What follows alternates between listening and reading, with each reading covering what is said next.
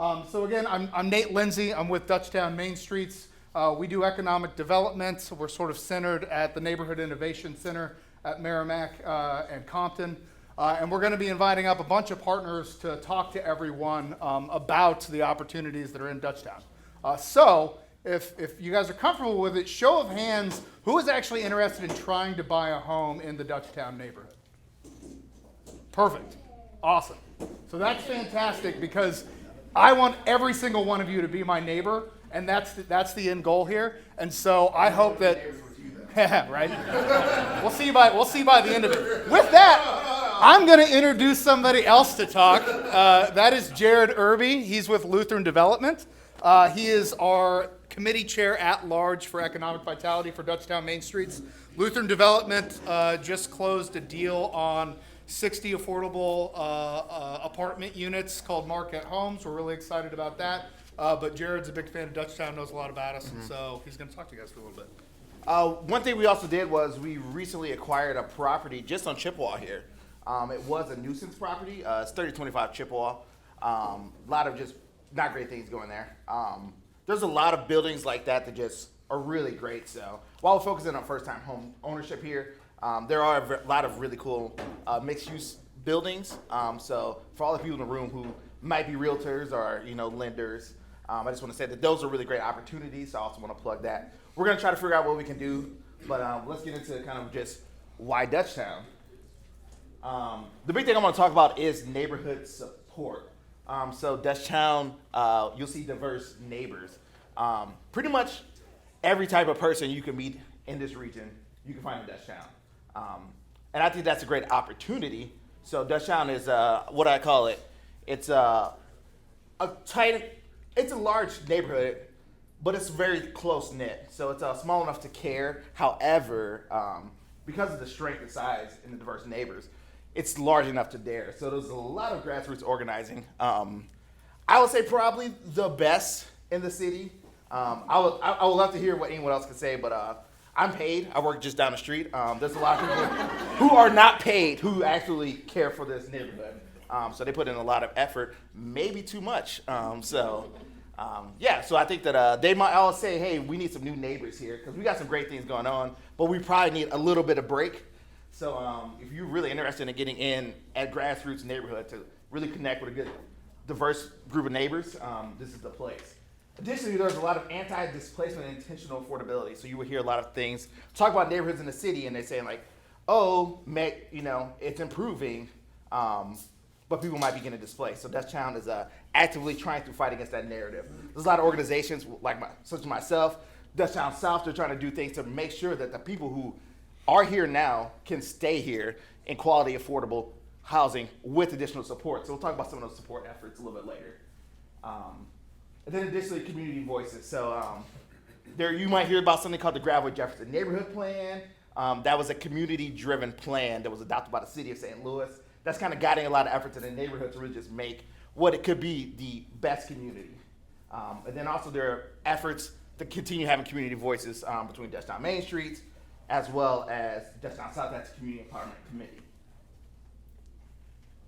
If anyone wants to jump in and ask a question, I'm much more interested in that type of presentation. I get the joy of working on an economic vitality committee, and that's really fun because we get to focus in on economic development in the neighborhood. So you'll see some pictures of Merrimack Street and different shops. I think that's the Saturday spring fair that we've had, and really some good historic locations. One thing I will say is that in my one sort of typical Dutchtown neighbor I really like here's the person that I would like to see. It's someone who wants to have a house in the neighborhood, but also wants to have a business in the neighborhood, And Dutchtown's really cool because you can kind of do both of that. Now, if you have to spend a bunch of money on a house, you might not be able to put a whole lot into your business, but we have some neighbors, some business owners here. If you're a business owner at Dutchtown, raise your hand. Yeah, a few. And it's really great for that, and I think that's really a good opportunity. So we also have some great restaurants and bars. Urban Eats, honestly, I think Urban Eats has, as a food hall, has as good food options as City Foundry. Both have good parking. I don't know what else you need in St. Louis besides free parking and good food. I mean, those are two things. We got Crusoe's. Crusoe's nice enough to get some food for us. Palacio's Mexican food, Gooseberries, Europlace Diner in the Old Iron Barley Building. These are all great places that I have spent a lot of money and a lot of time with people, and it's really fun. This we have Marquette Park. Another thing that we have a lot of grassroots organizing around. So we got our Marquette Community Day. We got our kickball fundraiser coming up in June. I am the reigning kickball champion. The trophy sits in my office. Come and get it. It's been there a long time. Right. So come and get it. Who wants to smoke? We have a free swimming pool, so it's like you don't have to pay $180 like the Quran. Like, why to go swimming? You can just go swimming there. Nate and Adina have been working hard to get some pool furniture there. It's a great swimming pool. We also have our rec center. We have a new futsal court. Some of us have been playing futsal, so if you're interested in that, that's free. When I talk to people about a futsal court, they're like, ask typical, questions like, oh, who oversees the futsal court? Like, no, it's just in the park. You're like, oh, like who organizes, when people play on it? Like, no, it's just in the park. Because we're looking at Dutchtown to be a place where, we just have great community assets that people build around. It doesn't require a significant amount of programming or ownership. Let's just say free futsal court, beautifully decorated. We have Thomas Dunn Learning Center that also does a lot of additional resources. We have multiple organizations that people run in the neighborhood that do things out of Thomas Dunn. So that's a place where if you say, hey, I'm gonna come up with an idea. Ben came up with an idea to try to, do technological support for neighbors. Thomas Dunn's a place where you can come and do that with people. We also have convenient transportation. We have South Grand right here.